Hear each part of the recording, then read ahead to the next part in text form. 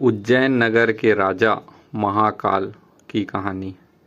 मध्य प्रदेश के उज्जैन अवंतिका में स्थापित श्री महाकालेश्वर ज्योतिर्लिंग भगवान शिव का सबसे दिव्य स्वरूप माना जाता है, जो भारत के 12 ज्योतिर्लिंगों में से एकमात्र दक्षिण मुखी स्वयंभू शिवलिंग है।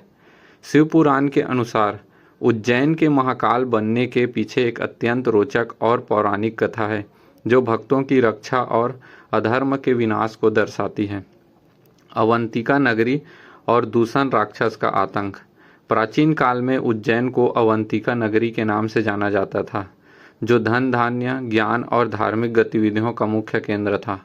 इस नगरी में वेद प्रिय नाम के एक अत्यंत ज्ञानी और तेजस्वी ब्राह्मण रहते थे। वे प्रतिदिन पार्थिव शिवलिंग बनाकर शिव जी की कठोर आराधना करते थे और उनके 4 पुत्र भी उन्हीं की तरह परम शिव भक्त थे। उसी समय रत्नमाल पर्वत पर दूषण नाम का एक अत्याचारी और शक्तिशाली राक्षस रहता था। उसे ब्रह्मा जी से वरदान प्राप्त था, जिसके मद में अंधा होकर उसने चारों तरफ हाहाकार मचा रखा था। दूषण को धर्म और वेदों से सख्त नफरत थी, इसलिए उसने अवंतिका नगरी के सीधे साधे लोगों और ब्राह्मणों पर आक्रमण कर दिया। उसने यज्ञ हवन नष्ट कर दिए और ब्राह्मणों को पूजा बंद करने की चेतावनी दी। जब धरती चीर कर प्रकट हुए महाकाल दूषण के अत्याचारों से डरे बिना वेद प्रिय और उनके पुत्रों ने अपनी आंखें बंद कर ली और भगवान शिव के ध्यान में लीन हो गए। जब दुष्ट दूषण ने उन निहत्थे ब्राह्मणों पर वार करने के लिए अपनी तलवार उठाई, तब अचानक पूरी धरती कांपने लगी। उसी क्षण जहाँ ब्राह्मण पूजा कर रहे थे, वहाँ की भूमि भयंकर गर्जना के साथ फट गई और साक्षात भगवान शिव महाकाल के विकराल रूप में प्रकट हुए। क्रोध से लाल महादेव ने दूषण से कहा, तुमने मेरे सीधे साधे भक्तों को सताया है, इसलिए मैं कालों का काल महाकाल बनकर तुम्हारा सर्वनाश करने आया हूँ।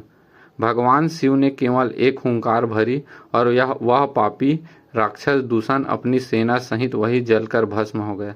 भक्तों की प्रार्थना और स्वयंभू ज्योतिर्लिंग।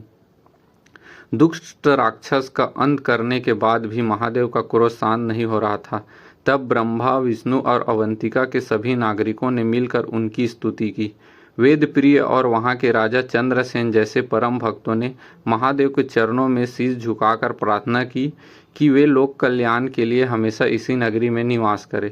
अपने प्रिय भक्तों के इस भावुक पुकार को सुनकर भोलेनाथ का हृदय पिघल गया।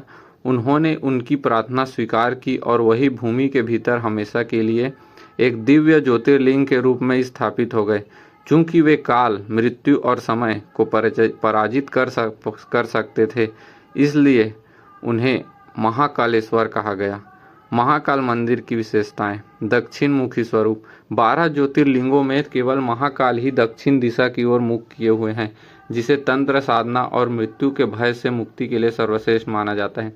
विश्व प्रसिद्ध भस्म आरती। यहाँ प्रतिदिन भोर में होने वाली भस्म आरती पूरे संसार में प्रसिद्ध है, जहाँ ताजी भस्म से बाबा महाकाल का भव्य श्रृंगार किया जाता है। पृथ्वी का नाभि स्थल। भौगोलिक दृष्टि से यह स्थान अत्यंत महत्वपूर्ण है, क्योंकि कर्क रेखा इससे ठीक ऊपर से गुजरती है।